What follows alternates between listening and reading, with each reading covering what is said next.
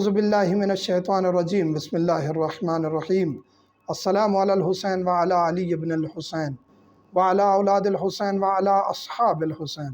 مومنین کرام، چھوٹے چھوٹے سوالات جب آپ کے ذہن میں اٹھتے ہیں، آپ کرتے ہیں، ہمیں تسلی ہوتی ہے، سکون ملتا ہے کہ مومنین الحمدللہ دین کی طرف راغب ہیں، سیکھنے کی طرف راغب ہیں۔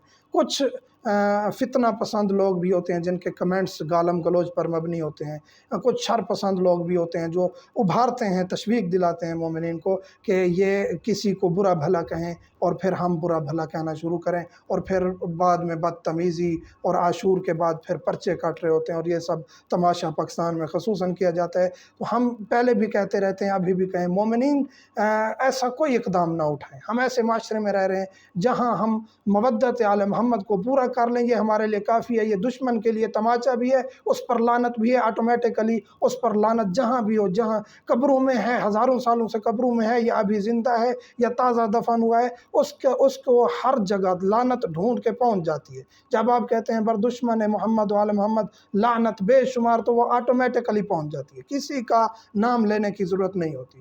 جو بھی دشمن آل محمد ہے، جو محمد و آل محمد کی مودت پر پورا نہیں ہے اور دشمنی کرتا ہے اور ان ایام میں شیعوں کو اذیت دیتا ہے، گالیاں دیتا ہے، تو وہ اپنا انجام بہتر سمجھتا ہے۔ تو گزارش یہ ہے کہ اپنے کام سے اور اپنے مقصد عزاداری سے اور اس مشن سے مربوط رہیں اور ادھر ادھر کی ہواؤں میں نہ جائیں، تاکہ آپ بھی کسی مصیبت میں نہ آئیں اور یہ ہماری ملت تشیع بھی کسی مصیبت میں نہ پڑے۔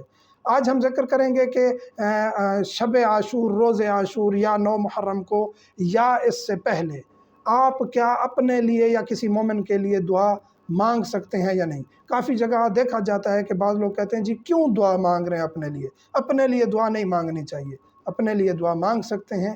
محمد و آل محمد نے بھی طریقہ کار بتایا ہوا ہے، حتیٰ کہ آپ عاشور کے دن بھی اپنے لیے دعا مانگ سکتے ہیں، اور جو بھی آپ ذکر کریں محمد و آل محمد کا، عزاداری کریں، ماتمداری کریں، مجلس برپا کریں، جو عمل کریں وہ ہدیہ کریں مولا کی ذات کو، اور پھر وہاں سے جو ثواب موصول ہو اپنے مرحومین کو ایصال ثواب کریں، ان کی نیابت میں زیارت پڑھیں، اپنے لیے دعا مانگیں، مومنین کے لیے دعا مانگیں، اس میں کوئی حرج نہیں ہے۔